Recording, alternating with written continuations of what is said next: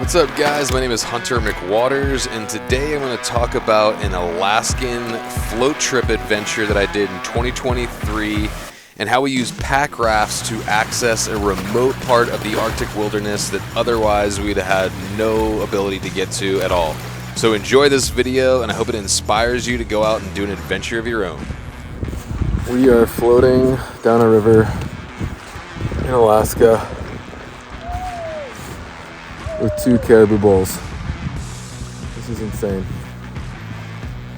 So like I said, on this trip we used pack rafts not only to get out and get home, but to assist in the hunt. And that allowed us to get into a remote area of the Arctic wilderness that very few people have had the privilege of seeing. So the first day we got dropped off by our transporter on this island, and we had a couple days to decide which side of the river basically we wanted to hunt on. So after the first couple days of glassing and looking at some bulls, we decided it was time to pack up camp and head over to where we were seeing the action. So like I said, this is not a hike-in camp. This was a transporter drop camp hunt. So as you can see, we have quite a bit of gear. We got glassing chairs. We've got really nice shelters. These are Hilleberg Namaj 2 GT shelters. They have a huge vestibule and tons of room. It's a double wall shelter and it's bomb proof. It's really made for trips like this. So my other go-to shelter is called a Seek Outside, but for this one we chose the Hillebergs. I want to mention right here, almost all the gear you're seeing in today's video you can find over at blackovis.com. And while you're over there, use the discount code QUEST at checkout. You'll save 10% and it'll be a big help for me. So go to blackovis.com and get geared up for your next adventure. So this was a gear heavy trip. As you can see, you want to have a good pack, good rain gear, Crocs. I got fishing stuff. I have 2 guns. I have a rifle for big game and a .22 rifle for ptarmigan and small game. And most importantly, our pack rafts, which were our ticket home. That was really heavy. It wasn't really part of the plan to be moving like this, but it is what it is. And you know, this side of the river, it would be a little tougher to get to, and there's an older camp over there. There might be another camp close by. We're not really sure. It's just not as appealing. Like over here, we got snow-capped mountains. We've seen big bulls, and it just feels like adventure is that way. Alaska is that way. It just kind of represents everything that's Alaska. It's just challenge, adventure, a little bit of nerves. Bulls.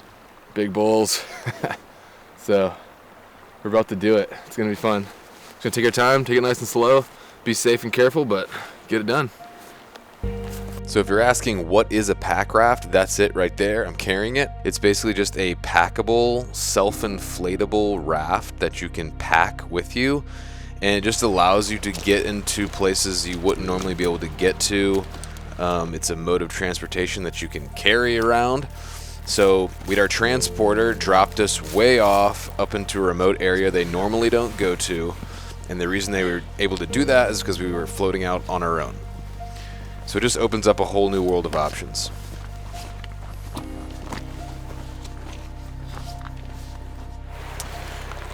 We are going to break out the alpaca rafts. We got 2 Ranger rafts from alpaca. We got Aquabound ultralight paddles. So basically I'm thinking with my waders on, I'll be able to get just on foot to that bar, probably with all my stuff. And then I'm gonna ferry across the first load on this first one, see how it does, and come back and get the rest, and we'll just see how it goes. I'm not gonna lie, I'm a little nervous, a little apprehensive. It's nothing crazy. I mean, I'm probably overthinking it.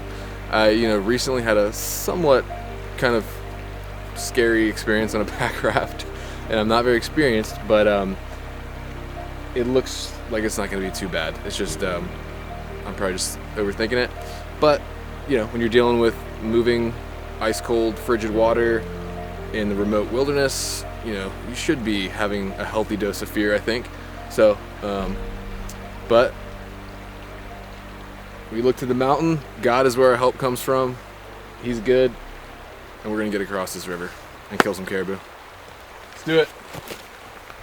So a couple more gear notes. You may have noticed I'm wearing a sidearm. That's because we are in grizzly country. Also dry bags. Anytime you're in Alaska, you want dry bags, not only for pack rafting, but just to have dry bags. So now I'm getting out the raft here, and that first thing was the inflation sack, or the air sack. I'm not sure what they call it, to be honest, but again, these are Ranger. That's the name of the model, and they are self-bailing, which means there's holes in the bottom, which at first seems dumb, but after a full day of rafting, you realize that that thing would just completely fill up with water if you didn't have that. So you need to have waders. These are made by Frog Togs. You know, there's other nicer brands. I did notice these ones were a little small in the boot area, but they worked well. They're made by Frog Togs. I think they're under $200. But that with some Crocs and some rain gear was money. I stayed dry and warm the whole time. This is a wader belt. It's basically a safety precaution. You put it around so that if you do fall in, your waders don't completely instantaneously fill up with water and drag you to the bottom.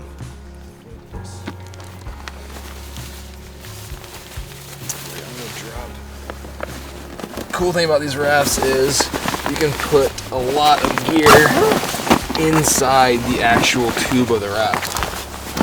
So boots, sidearm, and probably my camera in there.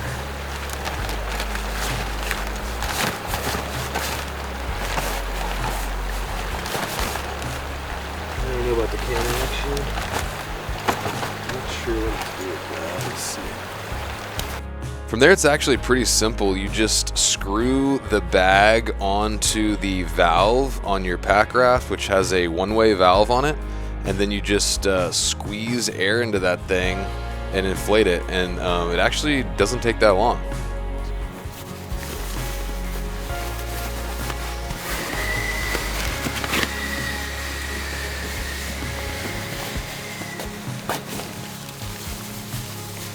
When you put the raft in the water, it's gonna get cold, and it might appear to have deflated some. So that's worth mentioning. That is very real. Once you put that thing in some really cold water, it will considerably shrink the volume of the air inside the tubes, and it'll look like it's deflated. So you want to get that thing pretty taut, full of air. And then also on a really hot sunny day, you don't want to fill it too tight because that thing expands a lot when it heats up. It's the bright blue Crocs that really do it for me. Really set off the whole outfit. So not only are Crocs fashionable, they're also great camp shoes and great for this kind of trip because you can use them as water shoes, and they were a huge asset on this trip. So you can see the raft's a little awkward to carry for one person, but it's really not heavy. And that thing that just fell out, that's just an inflatable seat that you definitely want to use to keep your butt up and out of the water.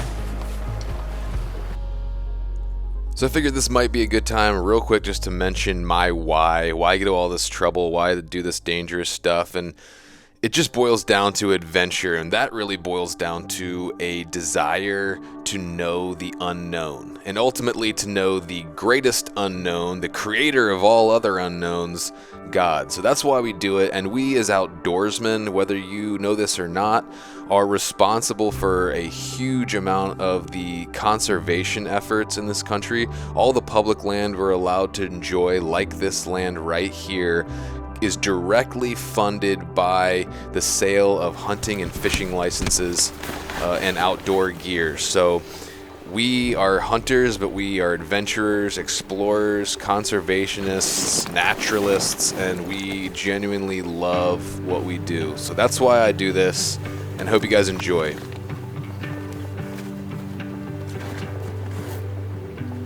So this is John Bash, my videographer and partner on this hunt, and he was a total trooper. He was game for whatever. He has even less pack raft experience than me, but he was right there with me the whole time.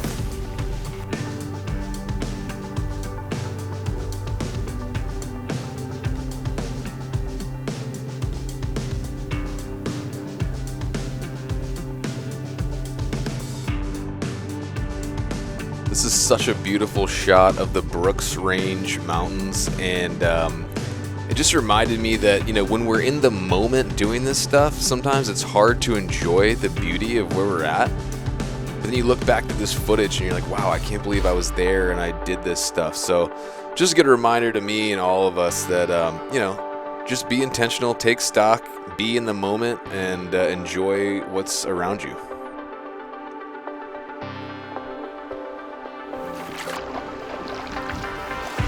So this is the first crossing we did here. I'm just kind of getting a feel of it, just making sure before I kind of go into the faster moving water. You can see most of my gear is in the tubes of the raft. And what you must do to successfully do a crossing in a pack raft is pick a nice landing spot. You can see that pebble beach right there. That was what we were aiming for. And we went upstream. And then you always, always, always keep your nose upstream and paddle sideways across. As soon as that boat gets perpendicular to the river, you're going to get washed down. Yeah, we actually kind of know what we're doing a little bit. Yep. Hold on to that. I got you. Steady, steady. You can get off to your right or your left. Okay, just don't drop the paddle. Yep. Really watching my raft. Oh, little update. We made it across the first river, whatever, braid. I'm thinking, hopefully I don't regret this decision, but instead of going back and forth, we're going to take some weight out of our packs. And the great thing about these alpaca rafts is you can basically pretty much stuff the entire raft with gear in the tubes, the actual air tubes of the boat, and fill that up with stuff, and then inflate it, and that'll put less gear in the actual boat with you. So I'm thinking, I'm hoping, I'm praying this is the last time we got to cross, and then we can go on foot and get camp set up somewhere close to the river here. But we're just taking it as it comes. So hopefully this is the right decision, but it is cool to have that ability to put gear into the raft like that.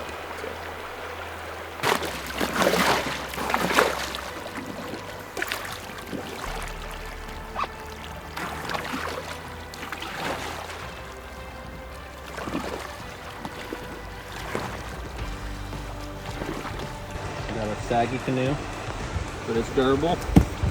And I trust the Lord that she's going to make me across. So, All right, let's do it, man. You got it. You got it. Just stay calm. Keep your nose upstream. move upstream.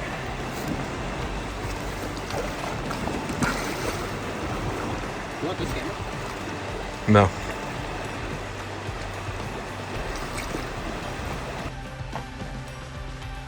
So overall, John did an amazing job, but you can see, I think, again, this is his first time ever in a pack raft, and it's a little weird at first. So you can see as soon as his boat gets perpendicular to the current, he starts getting pushed way further down than he should be, kind of missing the landing spot, and he ends up with wet boots. I did tell John to get waders, but he didn't listen to me. You could probably get out there if you have to. Don't drop your boat. And anyway, his boots definitely got wet, which was not fun. I highly recommend waders for this type of trip. But you can see he didn't quite make it, so he had to kind of beach it on a gravel bar right there before getting to our landing spot. You're doing good. You can see on this next braid, he's much more calm, collected, keeping his nose upstream. And he nails this crossing pretty much perfectly, just letting the current take him right into our little landing spot right there on that pebbled beach. He did great. The trick is to just really remain calm and keep your nose upstream and just let the river take you and just slowly move. Don't try to do anything too fast or force it. So if you haven't done so yet, please do me a huge favor and just hit that subscribe button. It's something you can do that helps me out a lot, costs you nothing, and I'd really appreciate it. So just hit that subscribe button. Like I've done it before. This feels so good. Boots full of water, my heart's like actually has a pulse. My head's a little hot. So we were blessed. This little tributary, finger drainage creek, whatever you want to call it, that emptied into the main river, gave us a way to get our gear up near to where we were going to camp without having to carry it all the way up there. So we dragged our boats full of gear and went up and set up camp. We made it across. We only ended up having to cross 2 streams, rivers, whatever you want to call them. The second one, we loaded all our gear in, so we only had to do 1 trip, which is smart, actually. Looking in retrospect, that was a good call. But now, man, it really feels like we're in position now. Like before, we were like in a holding zone on that island. Now we're in some tundra. I've seen sign on the ground. And we're in striking distance of where we've been seeing those bulls. So it's beautiful country here. I'm really stoked. We even got a little bit of a high spot above the willows.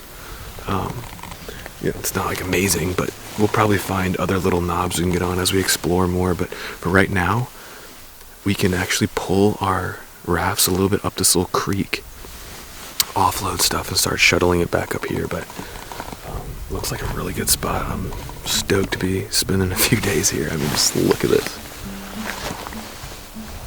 It's amazing.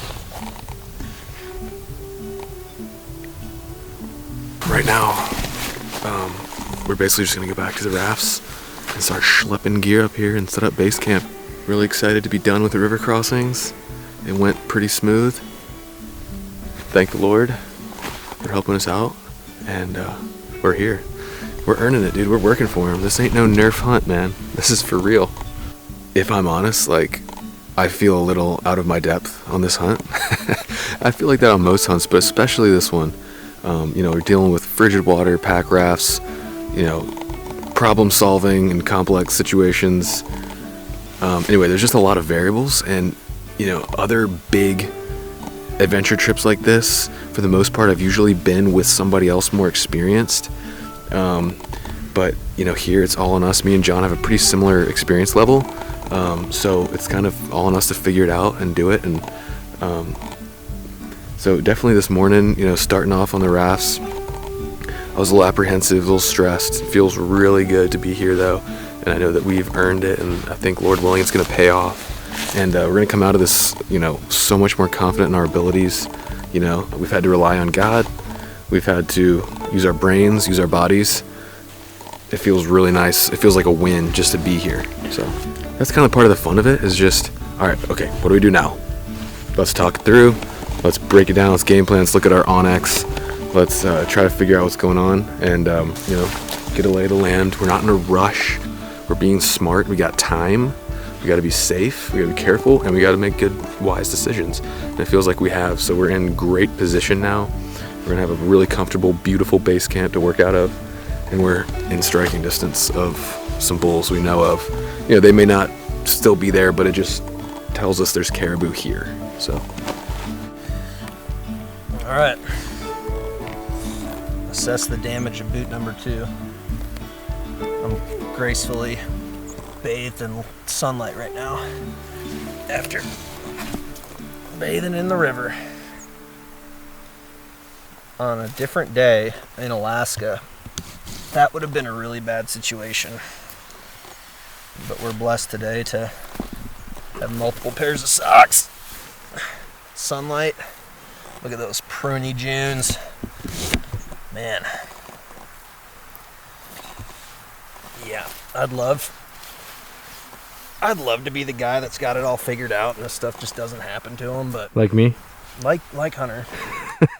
Like all those fancy people on TV, but my boots are wet, my socks are wet, my heart is full. Weird. New socks. Booties. Good to go.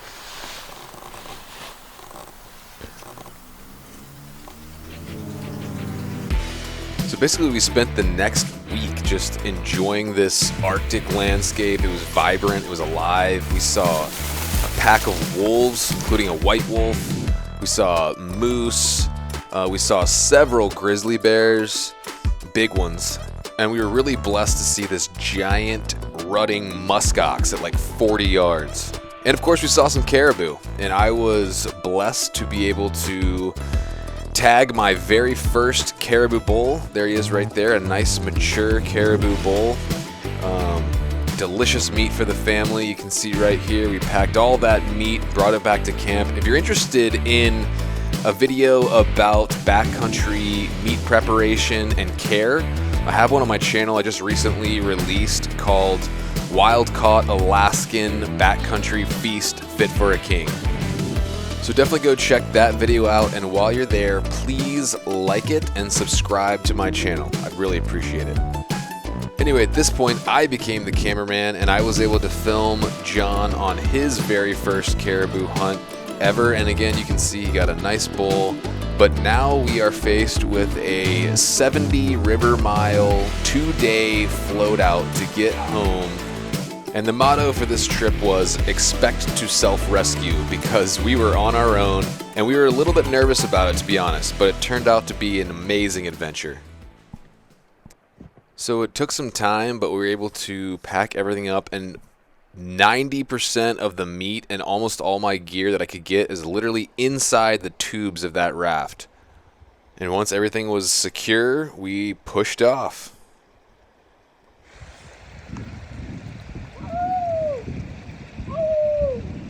Our nervousness really quickly faded to just joy, because it was actually a lot of fun.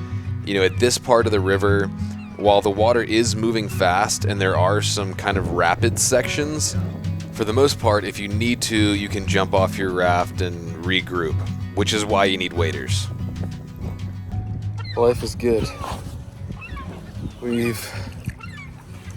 think we've been paddling about an hour, and we have gone about 5 miles.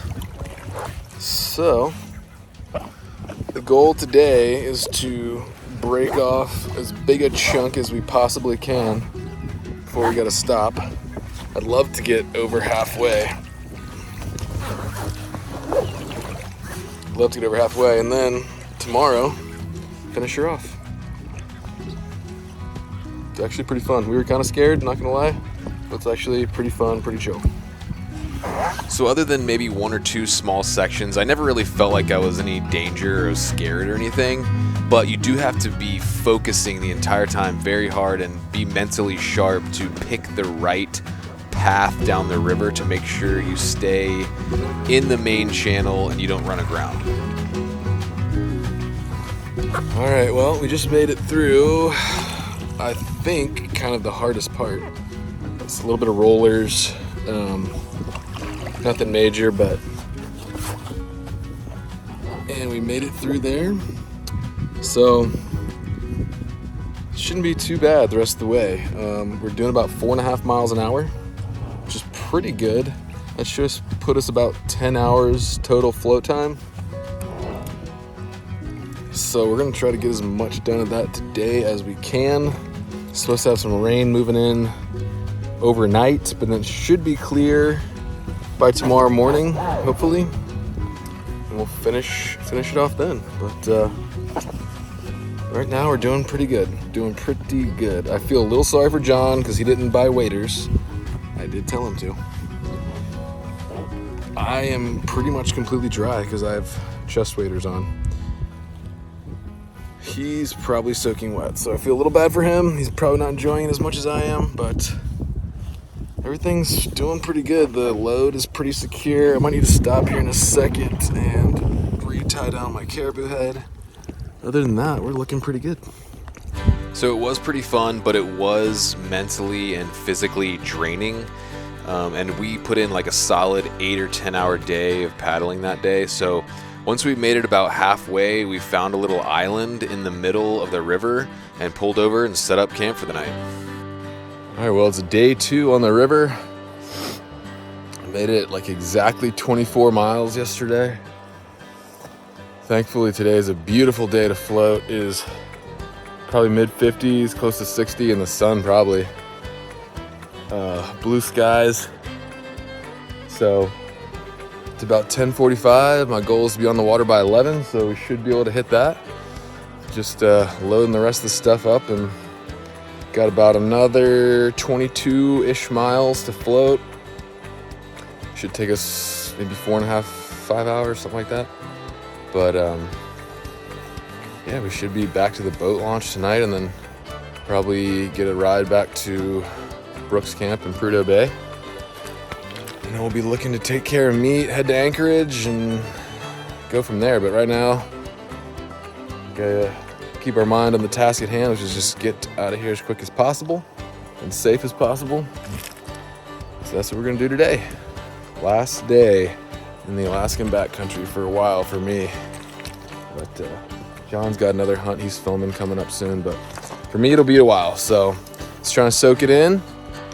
Enjoy the last part of this journey. It has been an epic journey and an epic, amazing adventure. I mean, there's nothing canned, nothing nerf about this hunt. We did it. It was an adventure every step of the way. It had its struggles, but you know, God really helped us out. I mean, gave us a challenge, but at the same time, not too much. We had good weather windows.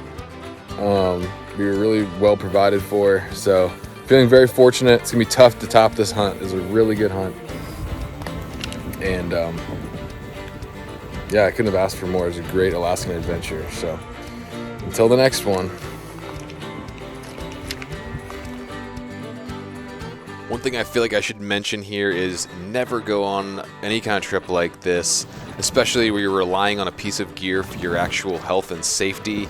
Don't go in there with new gear in a box or that you've never tried. So when I got these rafts from Alpaca, I got them out and literally inflated them and tested them in my pool with my kids. So I was familiar with it. I knew it didn't have any holes. Make sure you test your gear, guys. Also, if you're doing a Packraft trip, like you can see right there, tie a string to your paddle, because if you lose that thing, you're in trouble.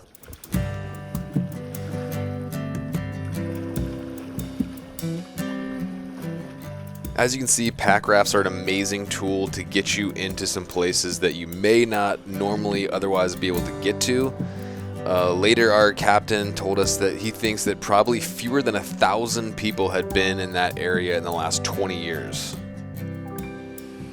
Well, we're floating out of the brooks into the flatlands. It's getting flatter and flatter as we go, and catching kind of my final glimpses of the mountains behind me, and it's a bittersweet feeling because obviously I'm ready for this journey to end. I'm ready to get home to see my family, my wife, and my kids. Anxious to see them and happy to see them and get back and be off to the next adventure. But at the same time, it's bittersweet because Alaska's such a special place. The mountains are so incredible. This was such an amazing adventure, and I do feel like I was able to really enjoy this experience more than I have in other hunts. And a lot of that just comes from intentionality and mental preparation. But it's been an amazing experience. There they are again, probably catching one of my final glimpses.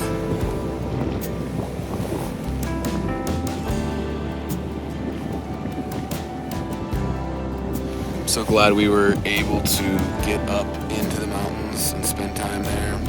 It made made the raft out quite a bit longer.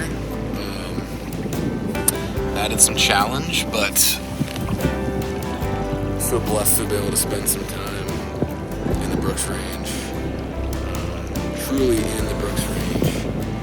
And so, anyway, that's just kind of where my head's at right now. Floating out of the mountains. Excited to be headed home, but at the same time, mix of emotions. And now I'm about to hit a rapid section, so I need to put the phone away. But God is good, life is good. What an epic adventure. One for the books, one I will never ever forget. And I'm so thankful for God. So thankful to God for how it all went down. That's it for now.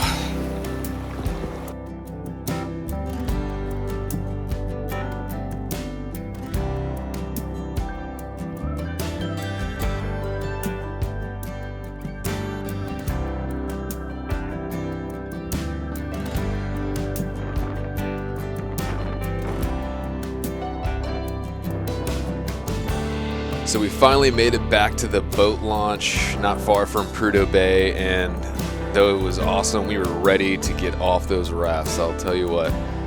And this is just a look at my track. You can see right there it says 49.83 miles. That's as the crow flies, but on the river that's about 70 river miles that we floated. Pretty epic adventure. So I would say thanks for watching this video. If you're still around and you haven't yet, I'm going to say it one more time. Please subscribe and share this with friends and family. And if you want to see this hunt in its entirety, keep an eye on my YouTube channel. It's going to be releasing in the fall of 2024. And I hope you guys enjoy. We'll see you on the next one.